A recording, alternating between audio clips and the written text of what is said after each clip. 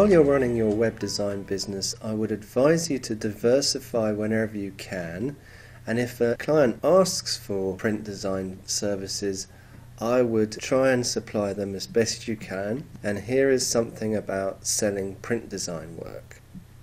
So try to own as much of the process as possible. Clients will appreciate you taking away hassle from them.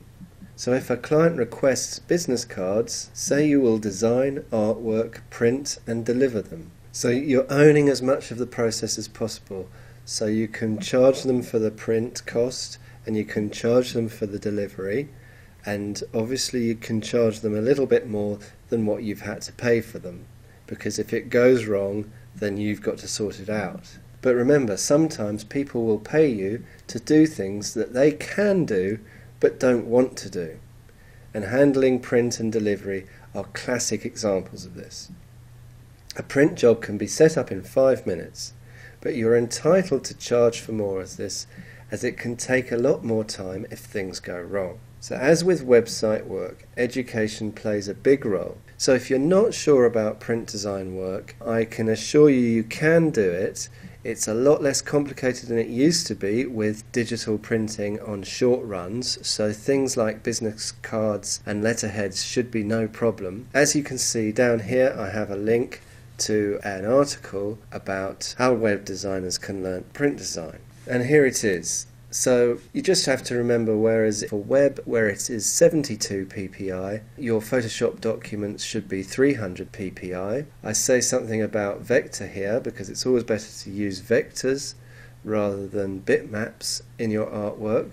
Print design artwork should usually be CMYK and not RGB, though today's printers will receive RGB files and print them out through digital printers quite happily. There's a bit here about black. You can have a 4-color black, and very importantly how to provide files for the printer and the right sort of PDF files from Photoshop, Illustrator and InDesign. And if you've got the Creative Suite, of course you've got the methods to create very good artwork for printers that can use all the way around the world. And finally there's a bit about paper stock, finishing and print runs, etc.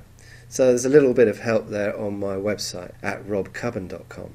So if you have business cards or letterheads to print, always best to do it in InDesign or Illustrator and show the client the options of the work as PDFs.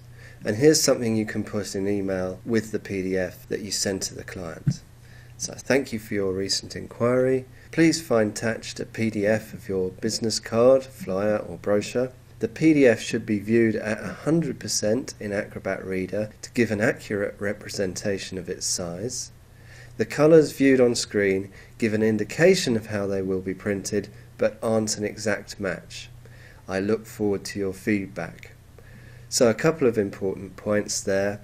Always good to get the client to view things at 100%, so if it's a business card they get some idea on the screen what sort of size it will be when it's printed. And the other point is about colours. Sometimes reds and blues can look really bright and vibrant on screen, and when they're printed they can look much more dull, and some clients have issues with that, so it's a good point to put it in as a caveat in the email once or twice at the beginning of a client relationship, so they're not too surprised when they see the finished product. But okay, I hope that helped you. As I say, I think it's very good for you to diversify from web design. Maybe print design may be a step too far for some of you, but I would say for most of you, definitely consider it as another string to your bow. Okay, thank you.